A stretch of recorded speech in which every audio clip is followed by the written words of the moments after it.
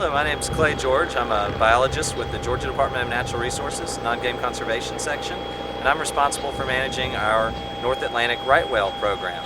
Today we're going to be going out on a survey with some pilots from the National Oceanic and Atmospheric Administration and biologists from Wildlife Trust, who's a partner with us on the right whale project.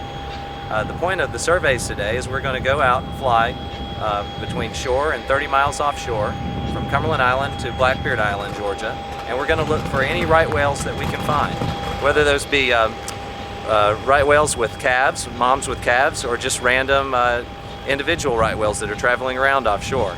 There are only about 400 right whales on the planet, so they're one of the most endangered mammals on the planet. And this area off the Georgia coast is the only known calving grounds for this species. Unfortunately, one of the primary causes of mortality in right whales is collisions with ships. So one of the points of the survey today is not only to document how many right whales are out there and monitor the population's health, but also to let ships know where any of the right whales are that we see so that they can alter their routes and avoid collisions with right whales. Right whales are about 40 feet long. They can weigh up to 50 tons. So to put that in perspective, that's about the same size as a semi-truck and trailer. And when the calves are born, they're probably only about 12 feet long or so, and maybe a ton. And they'll grow to 3 or 4 times that big by the time they're ready to travel north. Right whales are big and round and black, and they have white patches on their heads called callosities, which are covered with little white crustaceans called cyamids or whale lice, and that's what allows us to identify each individual right whale.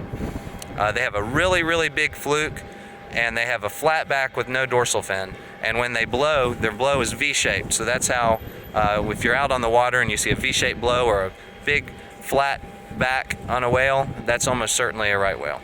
Right whales were very abundant centuries ago, and they were the species that was most sought after by commercial whalers. And in fact, the species was almost made extinct by whaling by the end of the 19th century. And to the point where by the 20th century, the only remnant of the population left was the group of animals that were inhabiting the waters off of New England and Canada.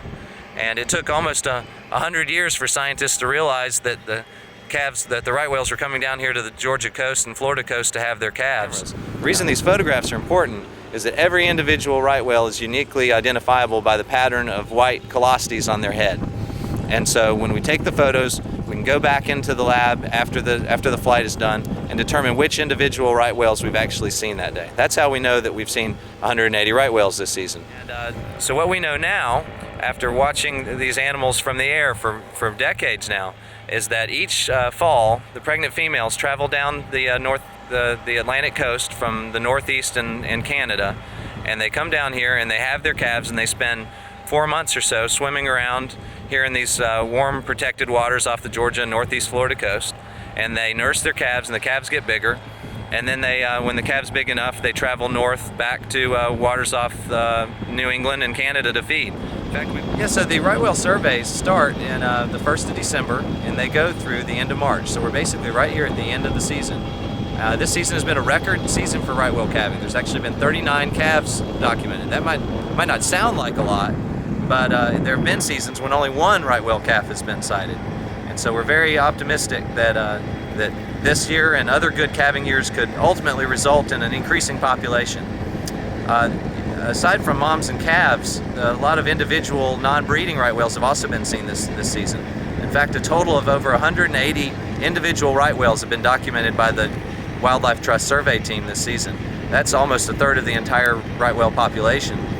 So we're really pleased about the results this season, and hope that the coming seasons will mark continued increase in the numbers seen in the southeast and continued increase in the number of calves being produced.